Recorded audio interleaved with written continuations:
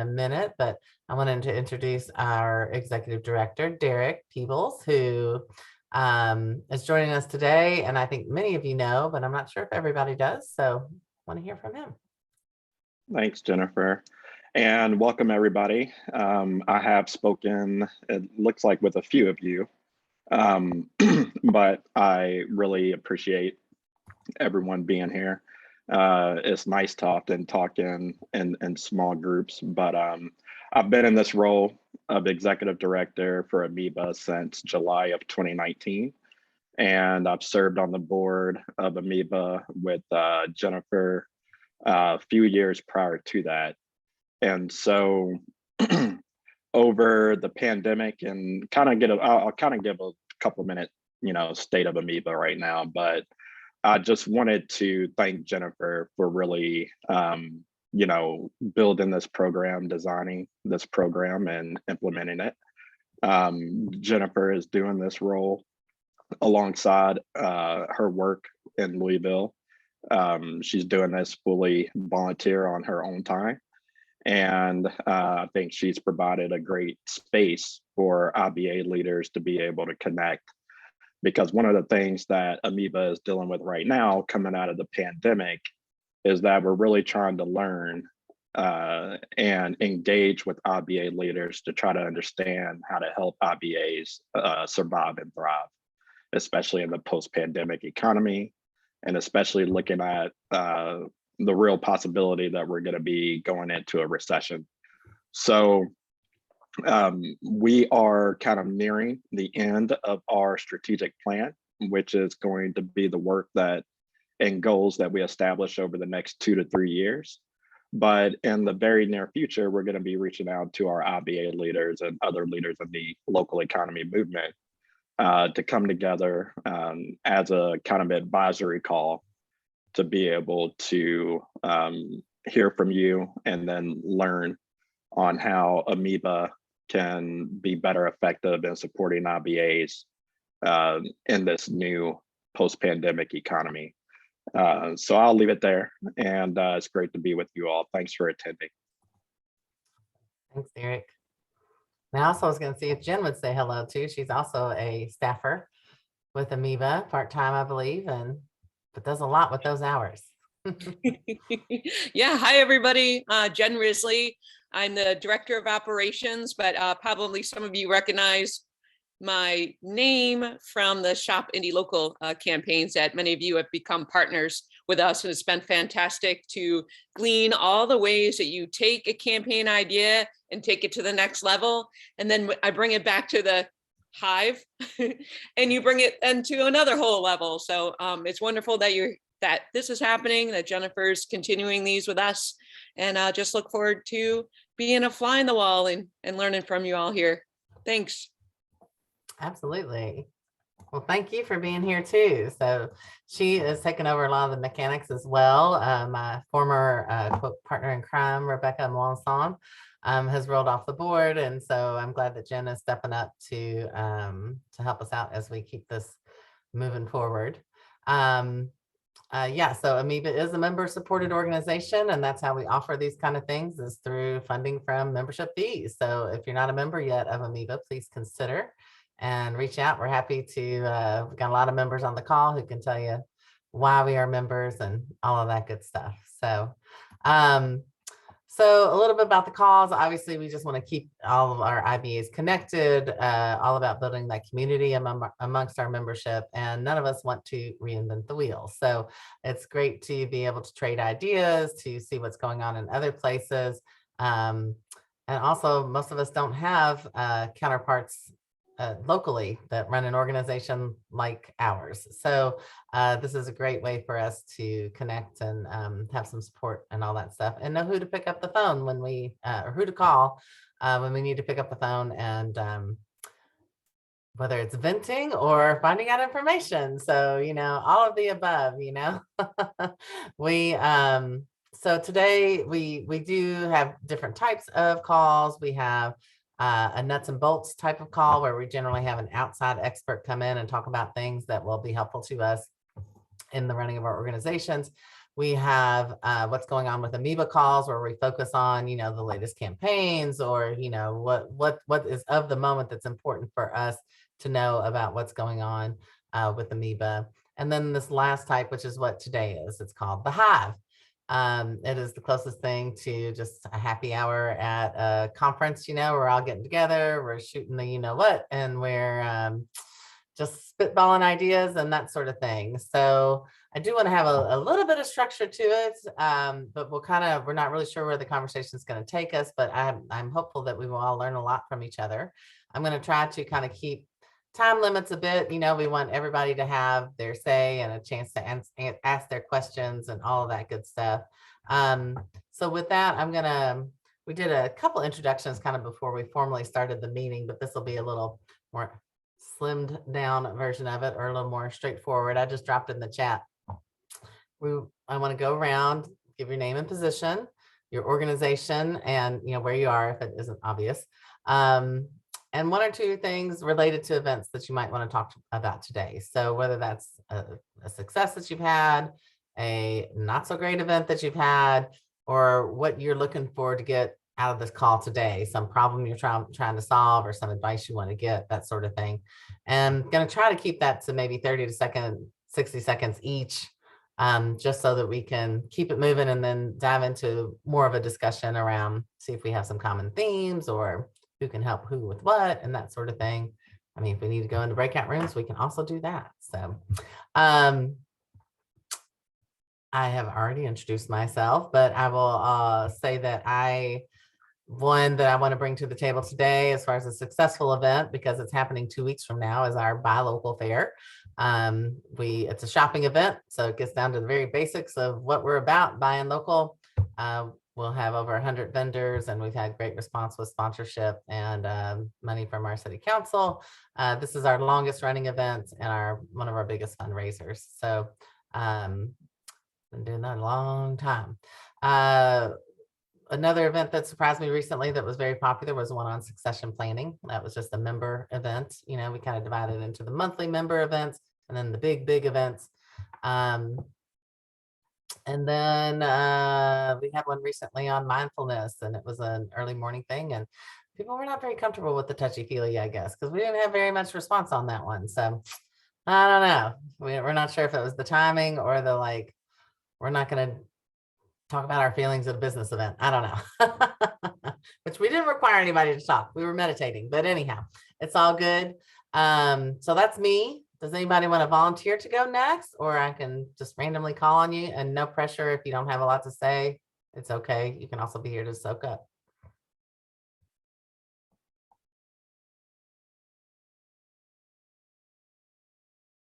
We have a lot of soakers. Kathleen, there you go. Happy to jump in. I'm Kathleen. I'm with People First Academy. We're here in Michigan. We have 3 program areas, one of which is the Buy Local. And I think today I mostly have questions to see what other people are doing. A couple of those are things like, have folks tried lunch and learns? How do you make those successful events that are not just advertising for the business that's sharing?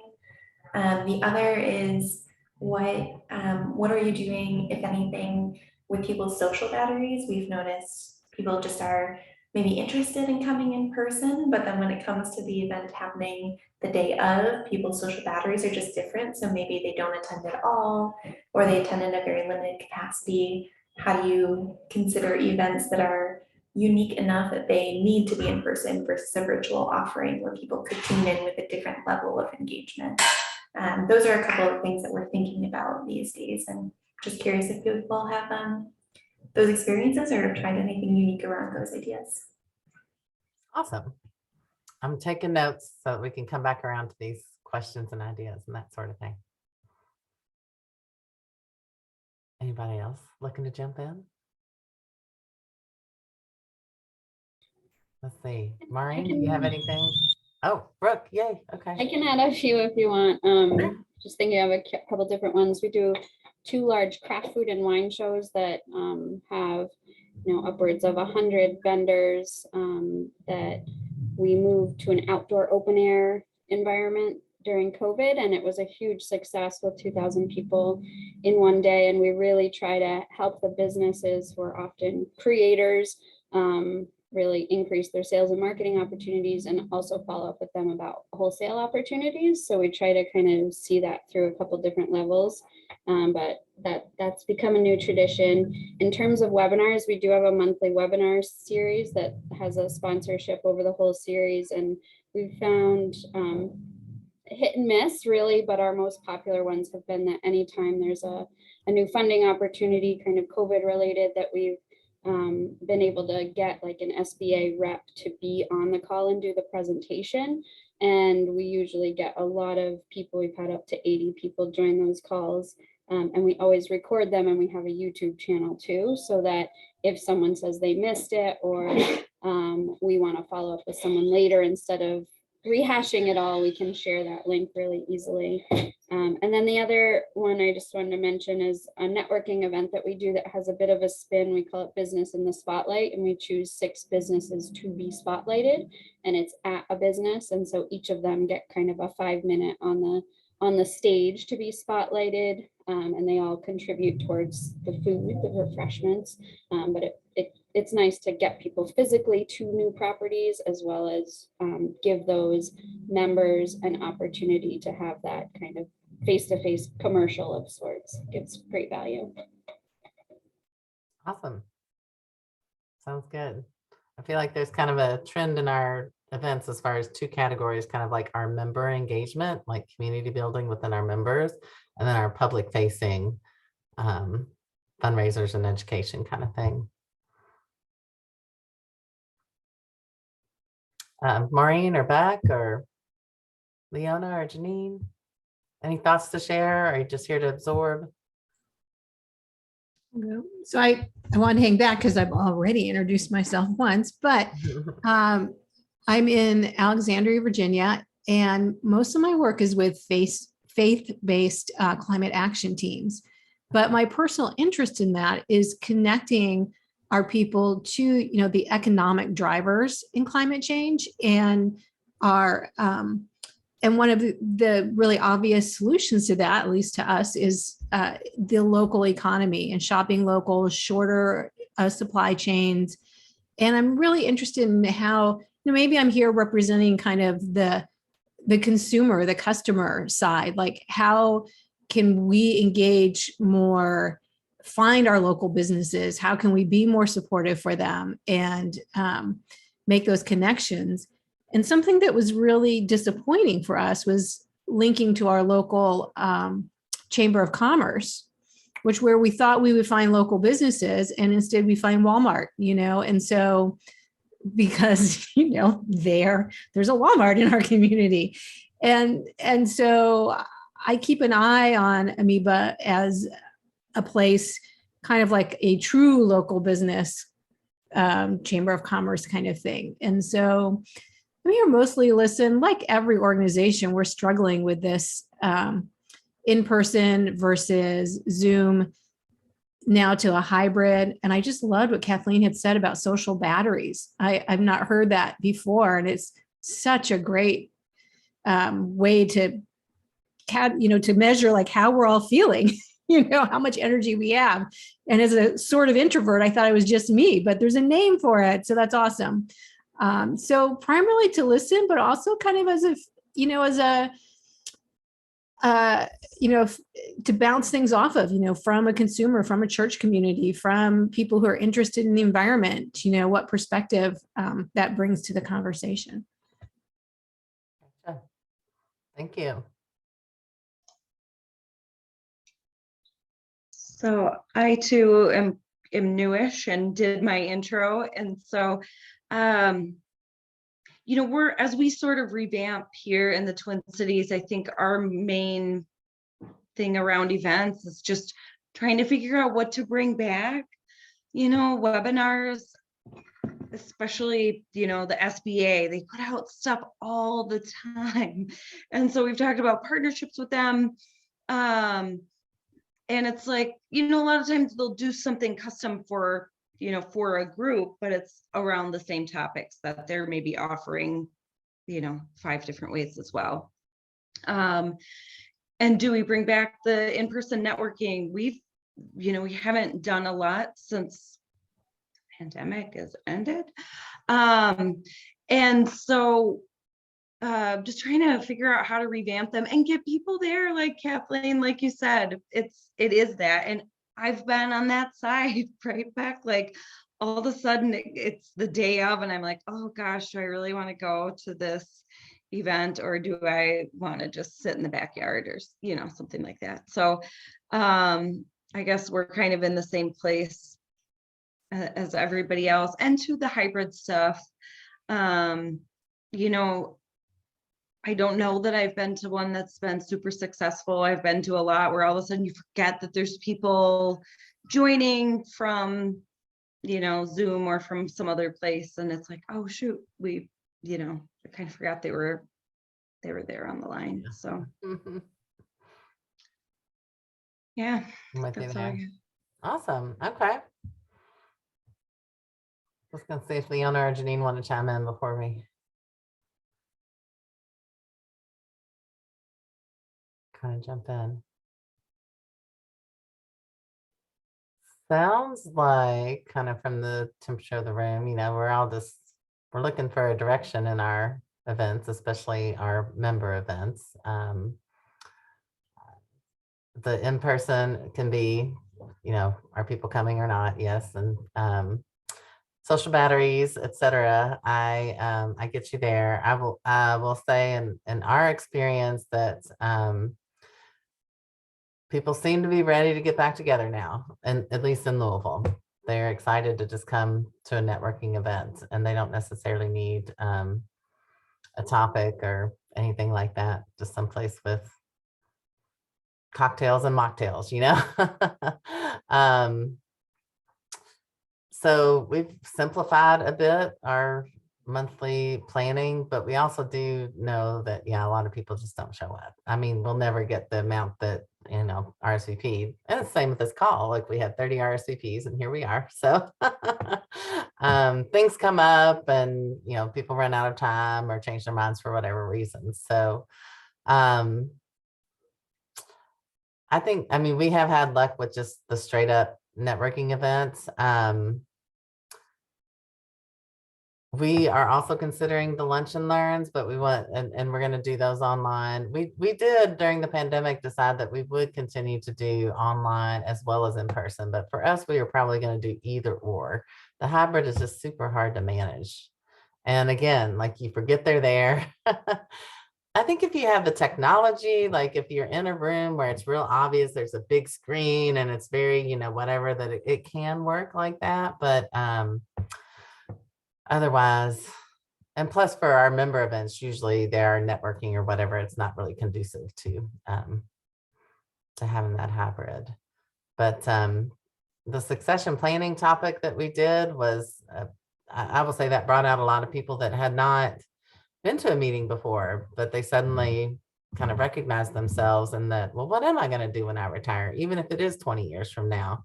And I think kind of understood maybe it was something that I hadn't thought about until recently, the silver tsunami as baby boomers get older, that's going to have a big impact on independent businesses. And, what can people start thinking ahead about that now, instead of all of a sudden they have a health crisis, or they're just like, I'm totally done, and then they don't have a plan in place. So, and yes, Kathleen, the format of that event was pretty straightforward. We had a panel discussion with someone from our SBA that was certified in succession planning.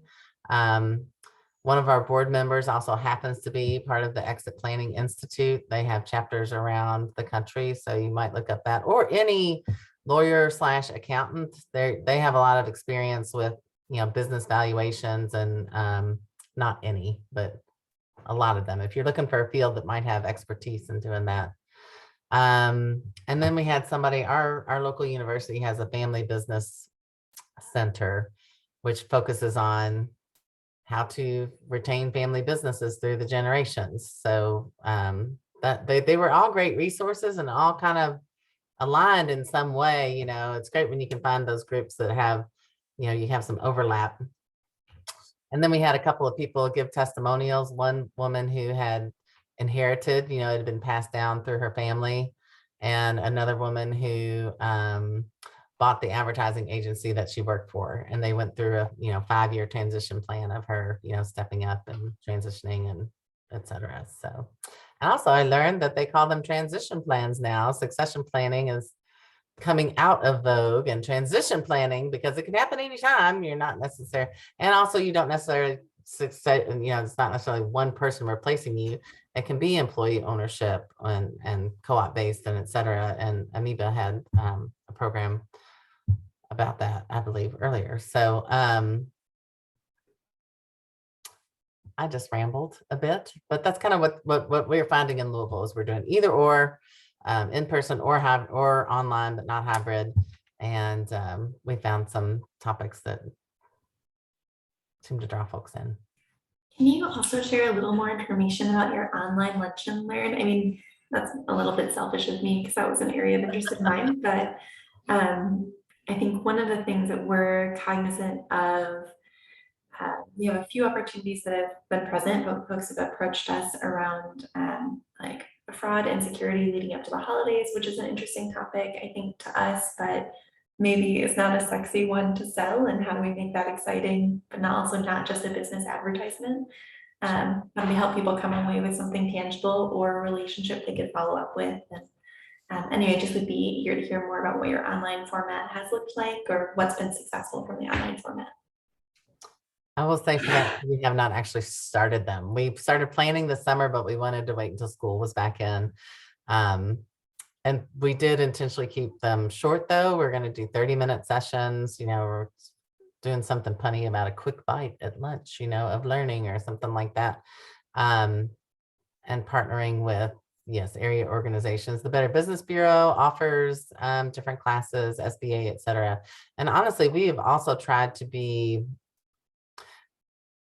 there are so many great things going on that we want our members to know about. We're lucky that the local SCORE, the retired folks that volunteer to mentor, et cetera, they keep a calendar of lots of different organizations events that have to do with entrepreneurship or helping your business. Many of them are free, and we house that calendar on, or we have a window to that calendar on our website as well. So we're not necessarily trying to duplicate that, but we're looking to kind of have this be a community kind of thing that's something that's a little more pertinent to our members and can be a little bit more of a discussion kind of thing too. So, but I can't tell you the success on that yet. We haven't done it. So yeah. But my ears perked up when you said that. And Brooke, I see you've got your hand up. Yeah, I would just add, we've been doing the yeah. monthly webinars for several years now, and the recording's definitely helpful. And then I think the follow-up, I don't get discouraged if only 5 people show up, because we can track the viewings on the recordings and we know that a lot of people watch them. So it's a resource. And I think just providing that and building that library is valuable. But the few times that I took the extra step to send the recording and like pull out the nuggets, that I think helped people watch it more. They didn't have to watch it and they could still get some information. But then if the topic maybe they thought wasn't relevant, and then they read the 5 bullet points and it was like, oh, that's important, and then they went with it. So I would just say, I think it's good to have it consistently and not be discouraged if you have a way. We just record it on Zoom and then we post it to YouTube. It's not a lot of extra effort there. And then you can just post it on social and whatever, share it out. And it is kind of like what we're doing right now. Sorry, go ahead, Derek. No, I was just gonna comment, Brooke, I think you're making a good point, because when we I think a lot of the reason that we may have a lot of people register for a virtual event and then not show up, I think a lot of it, Kathleen, you're right as well, is around this social battery. It's like something that was kind of mind blowing. It's kind of like, okay, there is a term for that. But I also think, Brooke, it's kind of the way that we have designed virtual convenings, and recording them allows people the option of not being able to show up. And that's just kind of, I think, where we're at now. But I mean, I think the real opportunity in that is maybe putting more time into editing virtual events, and then, like you said, pulling out the nuggets, and then using virtual events and also tying that to content generation for social media and things like that. I was attending a conference in Philadelphia a few weeks ago that that was actually something that was presented by a marketing agency, that, you know, taking the time to pull out snippets of virtual events and then using that as content for marketing purposes seems to get a lot of clicks.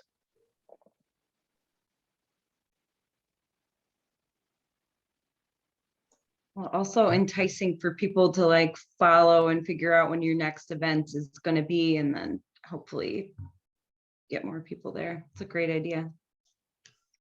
And we try to have the next topic queued up. So our closing slide is always join us next, you know, whatever date. And this is the topic, whether it works or not, I don't know. Well, and I'll add to the discussion with an event that did not go well for us. The video itself has been great. We did a West Louisville Trailblazers video. We're kind of highlighting businesses in an underserved part of town that kind of forged their own path to success. And at the same time, highlighting newly available resources for businesses, whether they're in that area or not. So hoping that these stories kind of inspire and kind of are like a little form of mentorship in a way, you know, to get people like that they're thinking of starting a business to make that phone call to some of the resources that we feature in the video. We did an online launch, and only like 14 people watched it, so, or were at the launch, so that wasn't great. Now we did, of course, do our usual follow-up of, you know, boosting it after, and we asked all of our committee to go in and comment on it and share it to their pages and, you know, that sort of thing. So that has helped traffic a lot, but we are going to transition that to a in-person event that we can keep super simple, because we're going to have it at the Palm Room just reopened, and the owner is actually our roommate in our office building, and so it's just down the street from our office, and we won't have to mess with setting up chairs and like figuring out audio, because they have, you know, 7 TVs that we can show it on and that sort of thing. We wanted to do it regularly, but without having a lot of heavy lifting that's usually involved with an in-person event. I don't know if that was helpful or not. Other types of events or other things we're trying to figure out.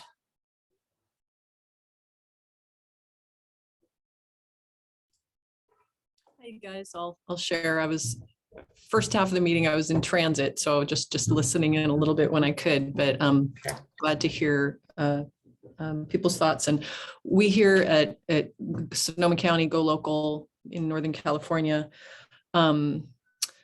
currently all we do is a monthly business lunch. It's called Refer Local, and we have it at rotating business locations, and it's always the second Friday, and it's when it needed to be, it was online, and it still kept going. So I think one of the benefits has been it's just incredibly consistent for years. And we've attempted to, you know, to grow it, or to have for a couple of years, we had a morning one as well, but it's not large. It ends up being, you know, 15 to 20 attendees, but they all get to talk at the table. And I think that's what they value, and they don't get at other networking or chamber type events. They all get to introduce themselves, talk, and then 2 businesses get to do a 10-minute spotlight. And when I can, one of those might be more educational. So it's not just a kind of infomercial, but usually it's not. I ask them to really kind of tell their story. What drives them to do what they do? You know, what's their passion? I feel really torn because I love hearing all these ideas, but my, the big picture about events is that they just take so much freaking time. And when it's built, when it's established, like the buy local fair, I mean, wow. And your 2,000 person event is like, once it's established, there's just so much kind of infrastructure that you have to have built in of volunteers and someone who really does event coordination. I just felt like for our organization, we just kind of closed that chapter, at least temporarily, of just event management, just to, kind of focus our priorities. But I don't feel great about it because it also puts you out there so strongly in the community.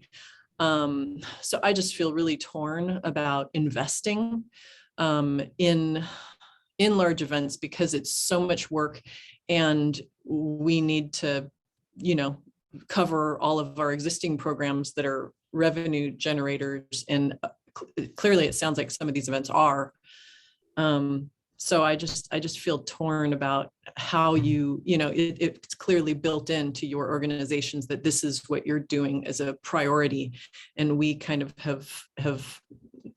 haven't, gone in that direction lately just because of staff and capacity and having that pool of ready people to support events. So that's my big conundrum and wanting to get inspiration from you guys today. Thanks. I agree that that's a toughie.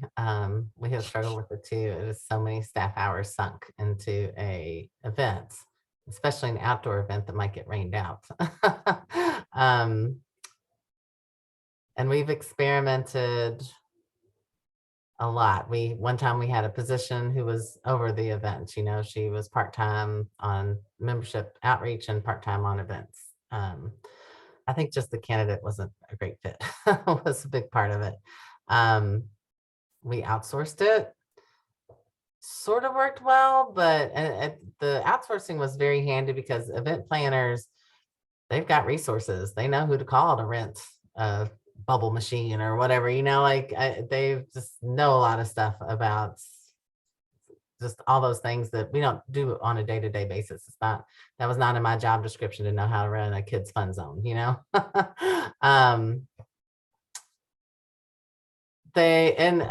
but yeah, it ended up being, with them in particular, it was almost as much work as it was before. And so then we decided to take it in-house and just hire them for the day of the event. That's where we really needed the help. And we already had kind of the plans, for it. So we knew what to do. And then the pandemic hit, so we didn't do any of it. But last year we did a mini version of the Buy Local Fair, or not really mini, but just a different layout, fewer vendors, it was shorter hours. And we did that all in-house. But I didn't do a good enough job, like having the other leaders empowered to do what they needed to do and not ask me first, So this year we are again doing it in-house, but I've hired different day of help. I'm hopeful. I wish I could say I've solved it for you.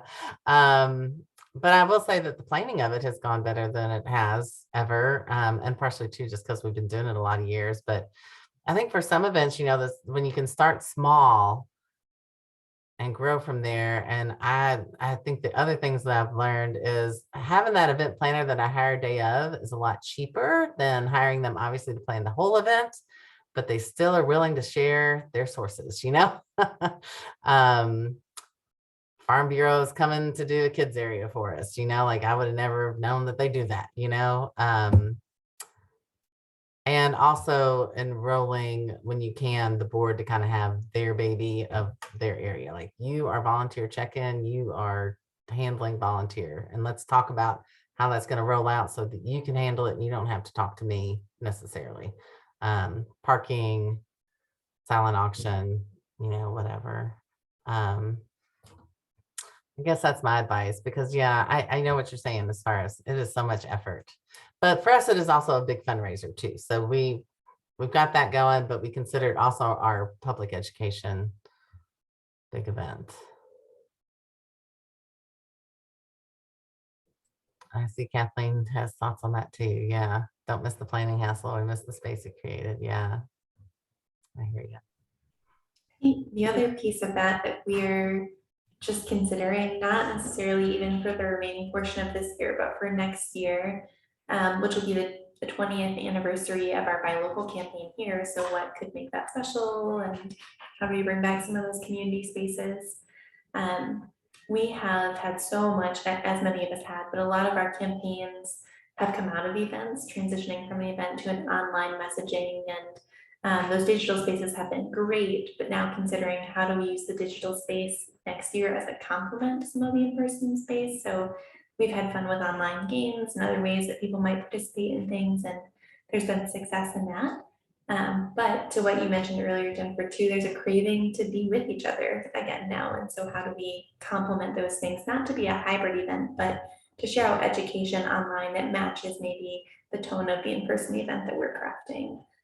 So those are symbiotic, but again, not necessarily dependent on each other.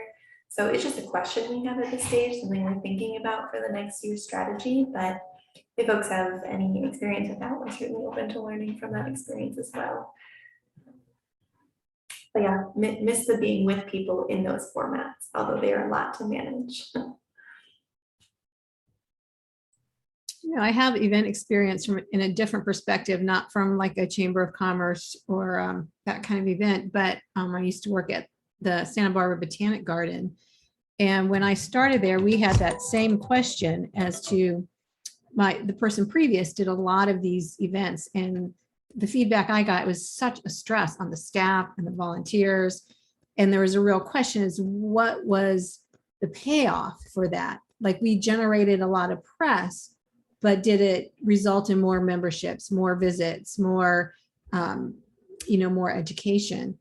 And so, we had to keep core events that, like you said, are part of our identity, like our dogs get in free day, whatever, native plant garden tour. But doing things just for the PR, we really had to put some more thought into that. And we did fewer of those. And I did focus more on our online strategy and was fairly successful with that. And the other thing that I thought was really important was we substituted some of those PR type events for more educational things. And I think people have talked about that. Very easy when you've got a native plant garden, you've got a lot of educational things to talk about, but and for me personally too, it's not just socializing, but do I come back with something valuable? Did I learn something new? Did I have something I can apply to my own life? Might be the same for your own business. So it's a really good question, even more so post COVID now. Completely different conversation.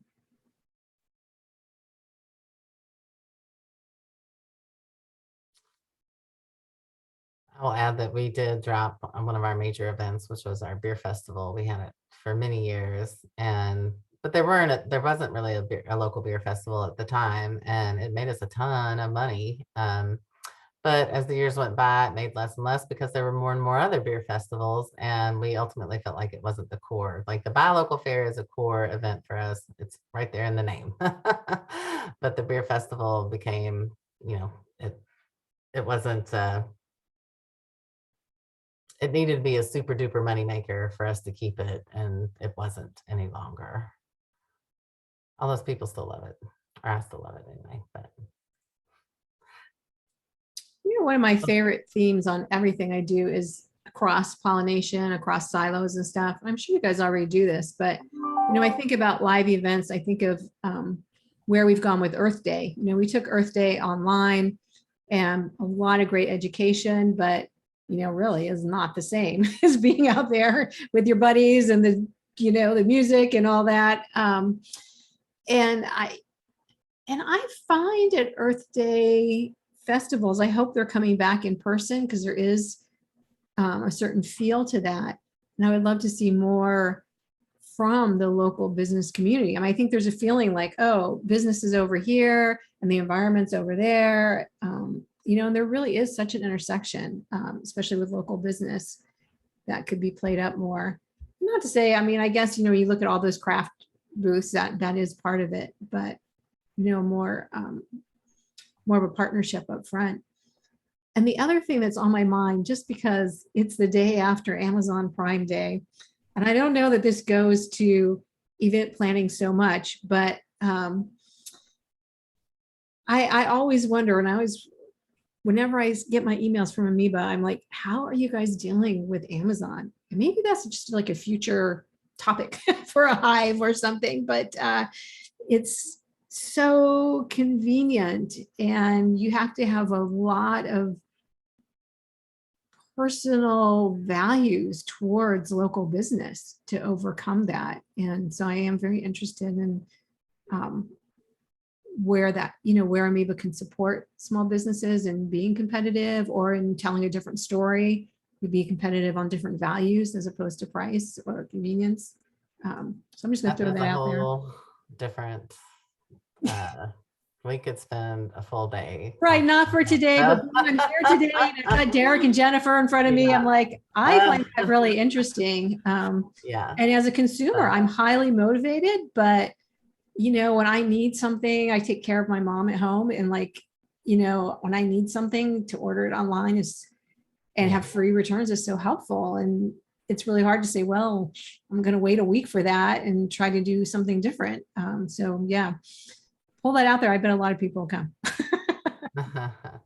Well, they do. Well, yeah, there are whole other discussions about that. In fact, maybe we can plug you into one of those as well. Because yes, of course, Amazon is a huge driver for what we do, or why we do what we do. So,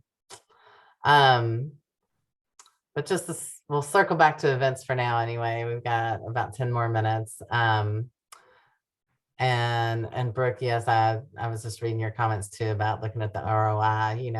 It for any nonprofit organization, it's a measure of both. Like, is it breaking even or making money, and how mission based it is. If it makes a lot of money and it's not all that mission based, well, there could be a place for it. But if it's not really making much money and it's not.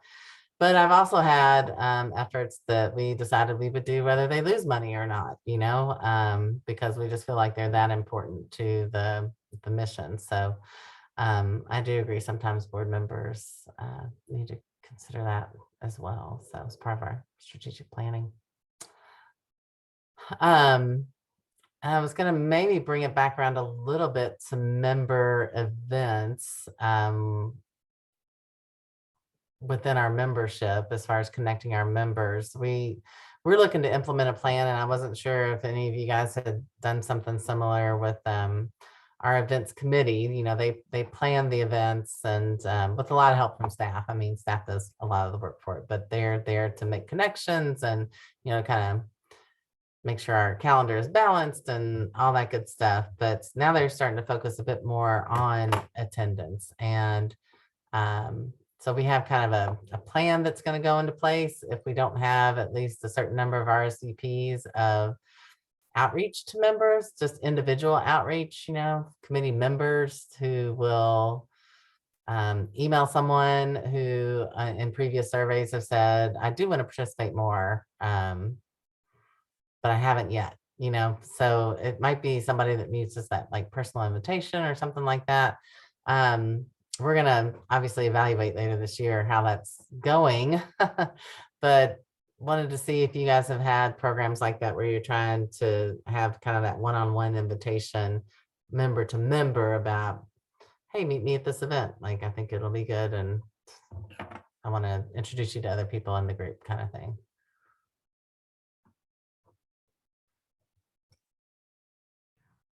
Or not so much yet. I will say this maybe is slightly adjacent to what you're mentioning, but aligned. We've had a few different ways that we've approached individual one-on-one outreach over the last little bit. One of those recently that we've been attempting this year and just trying to get a sense of, is this working, and helping to share especially industries in our network that are not primarily retail and restaurant oriented, who get the bulk of our championing throughout the year with our campaigns and events and all that kind of stuff. We started a habit series to highlight the other industries in our network.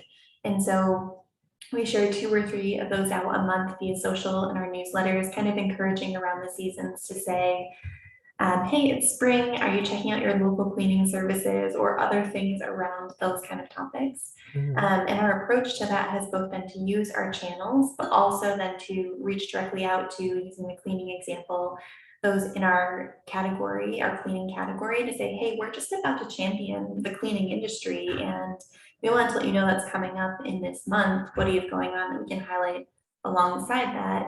Also, because we're highlighting this industry, it's a great time to update your business directory and make sure that that has the most relevant information. So it's been a way for us to hit a couple of milestones, as well as offer, if you just have questions about membership, like 101 kind of content, like now's a great time to talk about that and make sure you're getting the most value out of this. So we've tried to hit those 3 markers, like what's good and new about your business we could share. Is your content up to date with us? Do we have the most up-to-date information? And like, what more do you need from us to get value out of this space? All through this kind of like digital campaign of saying, hey, consumers, don't forget to check out, the local car oil change place that you need, as opposed to the quick national ones who are here, or a local cleaning service, or again, these ones that are not a big part of our community facing events or a big part of the campaigns that we share throughout the year. So that's something that we've tried, and we're actively marking some success along the way with that. I think we're just finding that people are really limited this year in their ability to get back to us, but nonetheless have valued that. And the other thing that we have attempted, especially over the pandemic, has really been individual call campaigns. So during some different times, either leading up to peak seasons before it's busy, or as a support for renewals. With our organization, we've had time for the staff set aside just to call, and for the calls not to be pointed, we need X, Y, and Z from you at this point in time, or don't forget to pay your renewal invoice, but just, hey, it's us, how can we help? And don't forget this network is available to you. And that has had some nice success. So we're planning some of that into our kind of latter portion of this year as well. So anyway, adjacent to that individual one-on-one, but maybe not a direct answer to what you were seeking. Gotcha. How many members do you have, Kathleen? We have around 500 members. Awesome.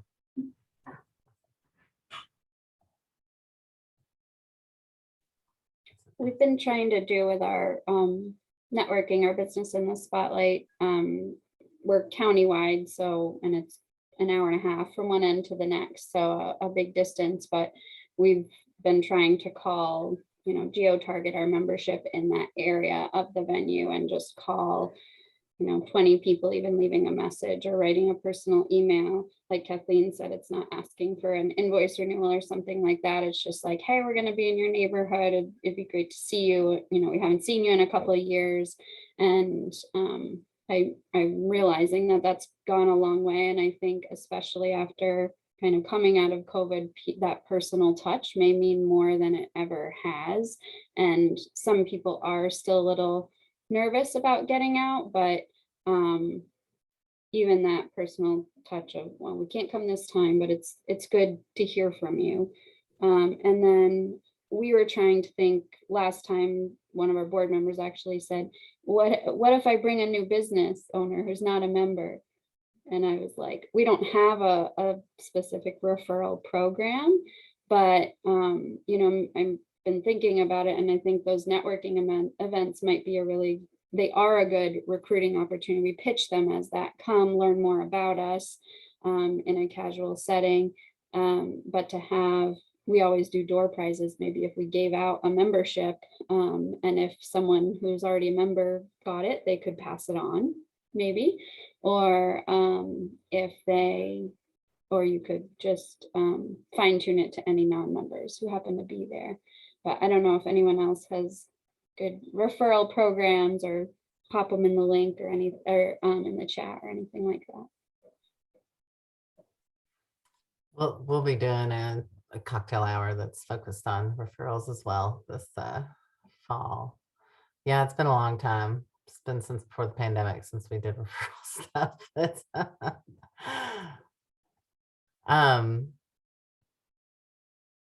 I had a quick question for Jen too, about tonight. Or Jen, are you coordinating the Gathering movie tonight? But we actually have, I'm collaborating with the Monadnock International Film Festival. okay. So I was the marketing manager for a food co-op. So all of my event experience lately has been around, that. But so Dee, who's the executive director of the film festival, is really great as finding the panelists and making it a smooth event in terms of showing this movie in a way that everyone can hear it, not through Zoom, but through something a little bit more spiffy. And then I'm really good at marketing events and spreading the word and getting sponsorships and partnerships. So, that's definitely been a wonderful thing for me. And, whatever role I'm in is finding the complementary people. If there's somebody who's a really great, they can, like Jennifer, she's a good MC. So, and I can help with, other aspects of an event that just takes the pressure off of, one organization or one person having to do all the work. So for us, online events through the co-op have gone incredibly well. We never did online events before. We showed Gather in our local community as well. And we had over 400 people come to the event, which, there's always been one other event, I think, where we actually had 800 people in one place. So they've been very well received, and we continue to do online events, even though we could have them in person, just because people are more comfortable still with that. So yeah. Gotcha. Well, and you get people more broadly geographic as well, I find that. Yep. That's where, time zones become an issue when someone shows up, 12 hours before, calling in from, Europe. But I just know in our personal events, you're limited geographically, whereas you have your online events, people, from all over the world, but even just your larger community. And we also found for people with childcare, with, all kinds of issues, it's just so much easier online. But Zoom tends to suck your social battery, I feel like, and sometimes you get re-engaged when you're there with people live. But it's such an interesting about who shows up. Well, awesome.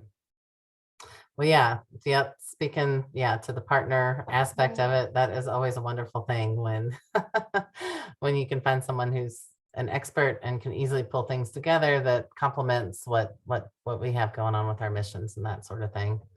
I know we're getting close to time. I wanted to see if we had any other burning questions before I chat about what's coming up next on local leaders, or